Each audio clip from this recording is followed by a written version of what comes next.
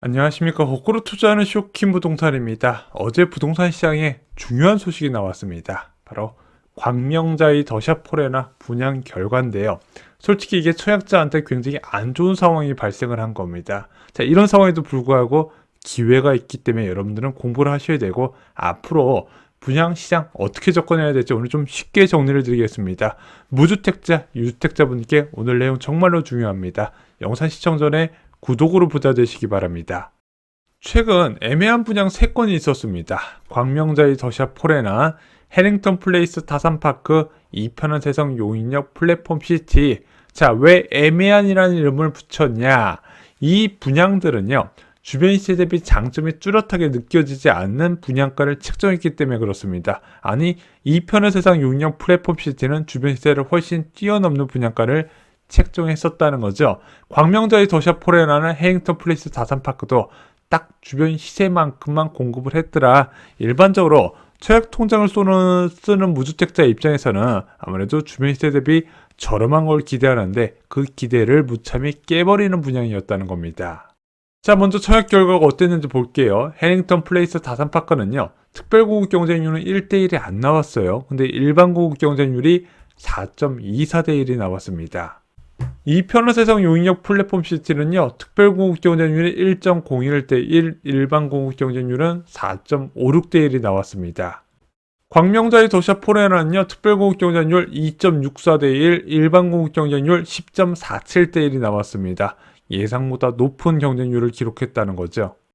저희가 멤버십 영상에서 입주자 모집 공고가 발표되고 저희가 추천할 만한 영상을 다뤄드리는데, 이편한 세상 용인역 플랫폼 시티 같은 경우는 저희가 서울이나 과천이나 판교 지역에서 다른 대체 수단을 추천드렸었고요.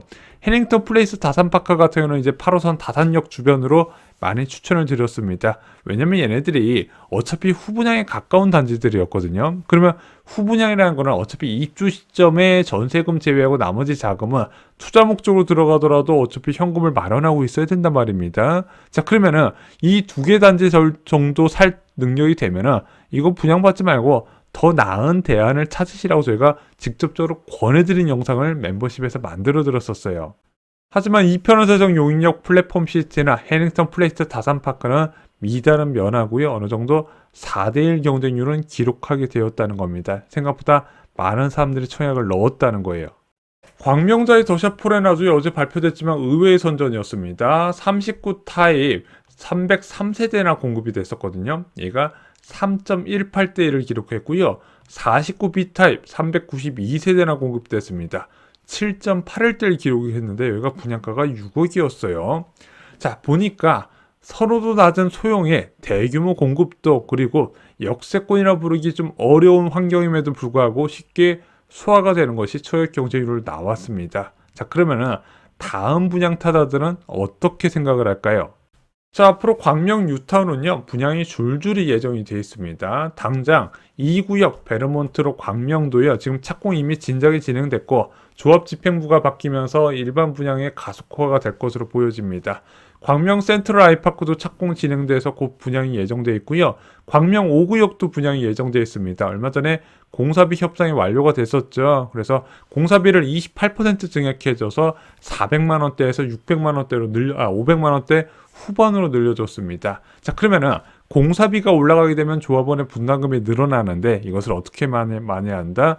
최대한 분양가를 높여서 조합원들을 위한 기존 비례율을 지키려고 할 겁니다. 사업성을. 그럼 당연히 분양가가 싸진 않겠다는 거죠. 근데 잘 보시면 아시겠지만 1구역이 위치가 제일 안 좋았단 말입니다. 그리고 분양가도 딱 주변 시세만큼 애매한 분양가를 책정했어요. 저희가 멤버십 영상에서 1구역 소개해드릴 때 중립 의견을 드렸습니다. 와, 이거 추천드리기 어렵겠더라고요. 근데 2구역, 4구역, 5구역 같은 경우는 1구역보다 입지적으로 훨씬 더 나은 위치라는 겁니다. 당연히 분양가를 더 높이려고 한다는 거죠.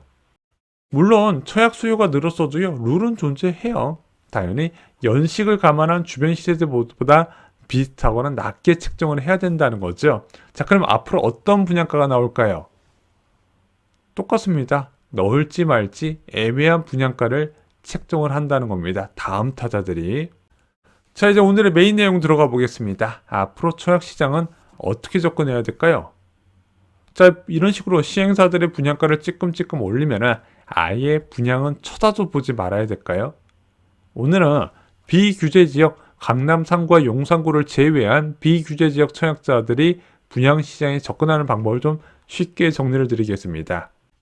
분양은 가장 효과적인 내 집 마련 수단이라고 여러 차례 말씀을 드렸습니다. 선호도 높은 신축 아파트를 한꺼번에 공급하잖아요. 주변 시세보다 저렴하게 분양을 해야 됩니다. 그리고 또 하나 수분양자 입장에서도 장점인데 완공까지 2년에서 3년 동안 자금 계획을 수립할 수가 있고요. 이 2년에서 3년 정도의 시간이 있는 것이 또한 수분양자한테 큰 장점이 됩니다. 자, 여러분들 분양을 받으시고 나서 땅을 치고 후회하는 분들 보신 적 있으세요? 뭐 주거용 오피스텔이나 아니면 주변 시세 대비 그대로 분양했던 뭐 꼼수 분양, 뭐 도시형 생활주택이나 아니면은 뭐 생활용 숙박시설 이런 거 말고는 아파트를 분양받았을 때 아이고 야 나 분양받아서 망했다 이런 경우 잘 못 보셨을 거예요. 물론 입주할 땐 좀 후회할 수 있지만 입주 2년 차가 정도가 되면 분양 잘 받았다고 대부분 생각합니다. 왜 그럴까요?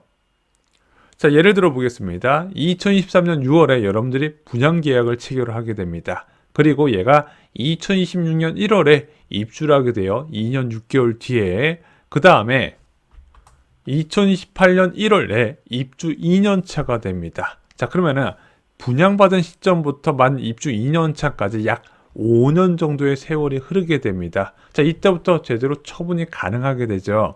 자, 근데 5년이라는 세월 동안 어떤 일이 일어날까요? 일단은 소득이 증가하게 됩니다. 예를 들어 2018년부터 2023년 사이에 최저임금을 비교해 봤더니 무려 27.7%가 올라갑니다. 30% 가까이 임금이 뛰었어요. 소득이 늘어났다는 부분이죠. 또 하나 임금만 늘어나겠습니까? 통화량은 더 많이 늘어납니다. 2018년부터 2023년까지 M2 통화량은 약 50% 증가한 것으로 나타납니다. 돈의 가치가 하락하고 주변 시세가 올라가면서 분양받은 사람들 대부분 크게 만족을 한다는 거죠. 그래서 분양가는요, 좀 애매하다는 생각이 들어도 약간 비싸다는 느낌이 들어도 입지가 괜찮으면 분양을 받으시길 바래요. 그러면은 결과가 대부분 좋다는 거죠. 왜?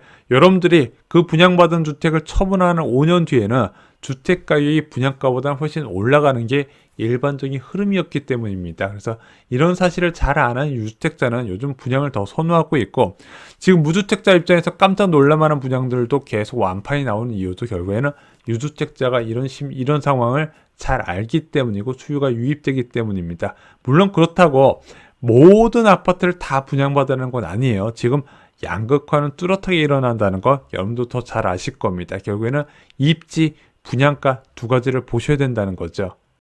자, 먼저 분양가부터 볼게요. 앞으로 나오는 합리적인 분양가를 어떻게 계산할까요? 일단 민간택지 분양가 상한제는요, 주변 고점 시세 대비 25에서 35% 정도 저렴하게 공급되거든요. 그래서 둔촌주공이 마이너스 35%에서 공급됐고 주변 고점 시세, 그리고 장의자의 레전트가 마이너스 25에서 30% 정도에서 공급됐거든요.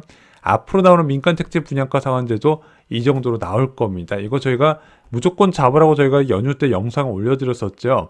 그리고 비규제 지역, 대부분 차지하는 곳이 비규제 지역인데 여기서는 주변 급매 수준의 분양가가 나올 겁니다. 자, 그 수준의 분양가 나와도 입지가 괜찮으면 일단 잡으시라는 거예요. 자, 불과 1년 전, 2년 전까지만 해도 로또 분양 이야기가 굉장히 많았습니다. 뭐 주변에 분양가, 주변 시세 10억인데 분양가 7억, 뭐 8억 이래서 막 너도 나도 막 분양 넣고 그랬었는데 이제는 비규제 지역에서 그걸 기대하기는 좀 어려울 거예요. 그건 워낙 특이한 사례였습니다. 집값은 과열됐는데 정부가 분양가를 통제했기 때문에 그런 시세 차익을 기대할 수 있었지만 지금은 그렇지 않고요. 철저하게 입지 중심으로 가셔야 된다는 거예요. 단 분양가가 주변 초급매 수준은 되어야겠죠. 자, 그럼 어떤 입지를 골라야 될까요?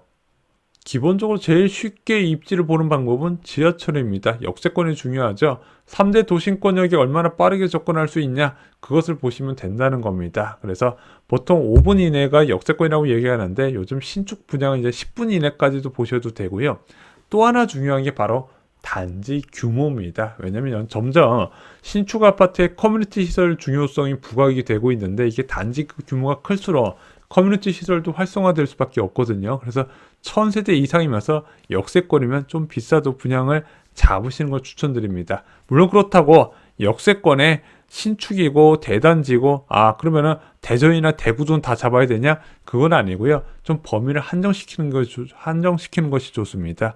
서울이나 서울 인접 서울과 붙어 있는 경기도 지역을 많이 추천드렸죠. 왜냐면 그보다 더 먼 지역은 3기 신도시 입주에 영향을 받을 수밖에 없기 때문입니다. 또한 요즘 부동산 시장에서 굉장히 뜨거운 시장 흐름을 보이고 있는 데가 바로 학군 지역입니다. 특히 대규모 학원가가 가까운 곳이면요, 저는 어느 정도 분양에 대해서 자신감을 가져도 된다고 생각을 합니다. 앞으로 좋은 분양이 정말 많이 나옵니다. 기준금리 3.5% 상황에서 분양 선택은 저는 장기적으로 웃을 수 있다. 왜 그런지 오늘 설명을 드렸습니다. 물론 분양가가 만족스럽지는 않으실 겁니다. 하지만 입지를 보고 접근하시면 후회가 적으실 것이다. 그래서 지금 무주택자분들하고 유주택자분들하고 청약 수요가 뚜렷하게 차이가 있는데 저희가 괜찮은 분양은 약간 비싸다는 느낌이 들어도 청약을 넣으시는 것을 권해드립니다.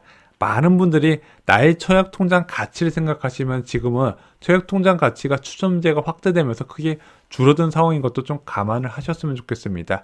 이 분양들이 당장 좋은 게 아니라 여러분들이 입주만 2년 차가 되는 5년 뒤에는 얘가 분명히 효자 노릇을 한다고 자신 있게 말씀을 드릴 수 있을 것 같습니다. 하지만 그렇게 효자 노릇할 수 있는 입지가 좀 제한적이었기 때문에 오늘 입지도 같이 소개를 해드렸습니다.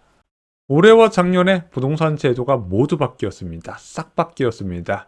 부동산 세금, 대출 정책, 부동산 규제, 청약 제도까지 바뀐 부동산 제도, 쇼킹 부동산 신간서적, 부자들의 부동산 노트에 총정리해 두었습니다. 아는 만큼 미래가 달라진다는 거 잊지 마시고요. 저희 신간서적 많은 사랑 부탁드리겠습니다. 이상으로 영상 마치겠습니다. 좋아요, 구독, 공유 꼭 부탁드립니다. 감사합니다.